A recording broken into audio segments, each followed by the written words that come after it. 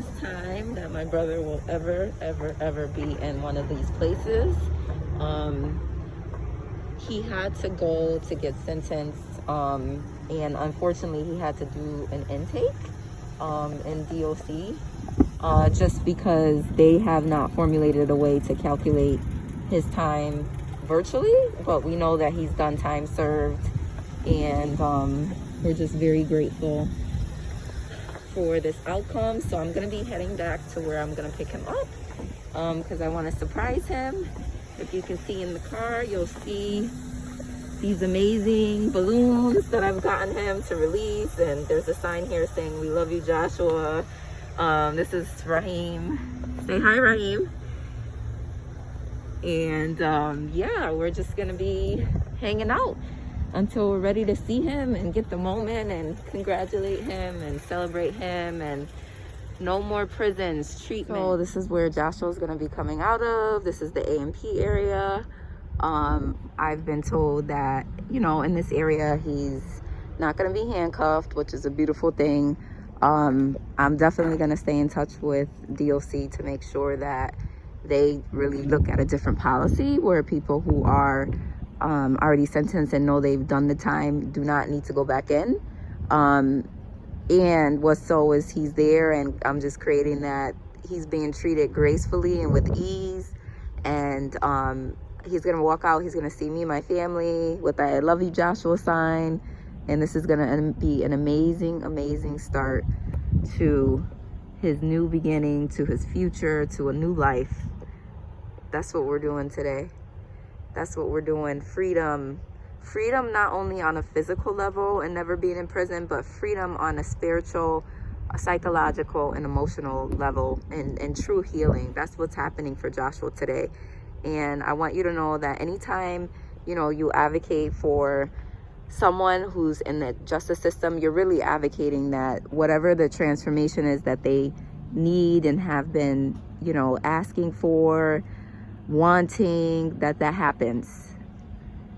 And I'll say more about that. Like, anyone who ends up in the system, usually they've been fallen victim to a predictable future, right? Like, first of all, in our society, we actually tell men that they have to be strong, that they have to be manly, that they have to protect themselves, that they have to protect their family. So are we surprised that we have thousands of people incarcerated, and when we've actually socialized men to think that masculinity has to be defined by how strong you are and how much you're able to protect people around you?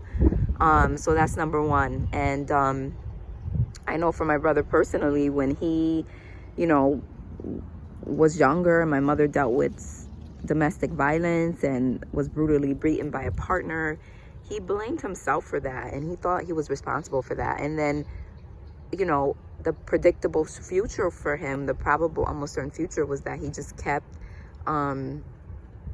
getting involved in the system. He was in gangs. His father you know, left at a young age after he got divorced from my mom. And, you know, I'm not saying that people don't need to be held accountable, because they do, but I'm saying that as a society, we really address the underlying issues, like, people actually have a shot at a new future.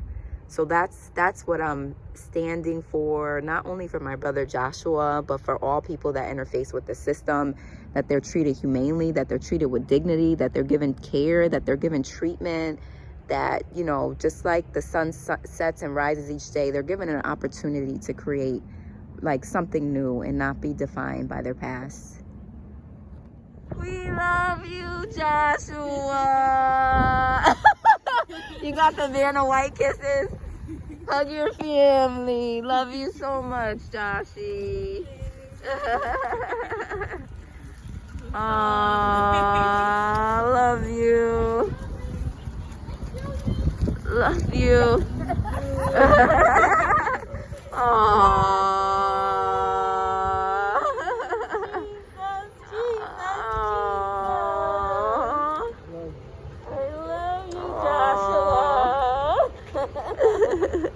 Oh, thank you, Jesus.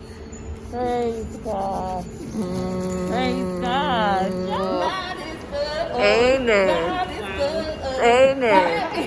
Happy birthday. We're gonna go into. We all want it. They ain't worried about you. What you want to say? What you want to say? You got anything to say? No? Aww. Thank you, Jesus. We're gonna.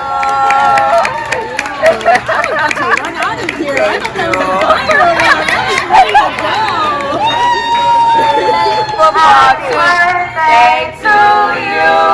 Happy birthday to you. Happy birthday, dear Joshua. Happy birthday to you. Unconditionally, and I thank you for what you did today. Yeah. True love and true care. We love Not you. just the words, it's the actions. Of course. Of course, bro. Americas are instilled in you and are around you. I love you. You are a fighter. Thank you for fighting for your well-being. I will never change no matter what because you mean a lot to me and always will. Happy birthday, love, Mom. Aww, that's beautiful. And I got involved because my younger brother who has schizophrenia was incarcerated. Now tell me why we would have somebody with schizophrenia locked up 3 years pre-trial. And the reason I share my brother's story is because it's not just his story.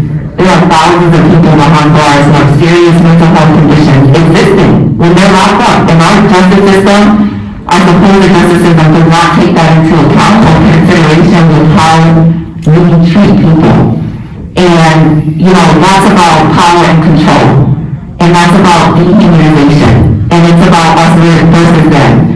And as long as we have a system that's based on the idea that people are inherently criminal or people are inherently bad or wrong, the system is never ever going to change. You know, I will never forget the first week that my brother got incarcerated. I called, you know, the National Alliance on Mental Illness and a couple of other organizations. And they said, we're sorry, you know, there's nothing that we can do. And if it wasn't for my own voice and my own advocacy, my mother would have been incarcerated still. But it took 3 years and for him to get diabetes for a judge to finally lower his bond for an assault charge from $500,000 to something that we could actually afford. And so we have a system that's predicated on power and control and profit. And until that narrative is dismantled and until the people, which includes you, see how damaging this is, even if you don't have a loved one locked up, how does this impact the communities of people who don't necessarily have incarcerated people in those communities? Until all of humanity sees how this impacts us, this isn't gonna change.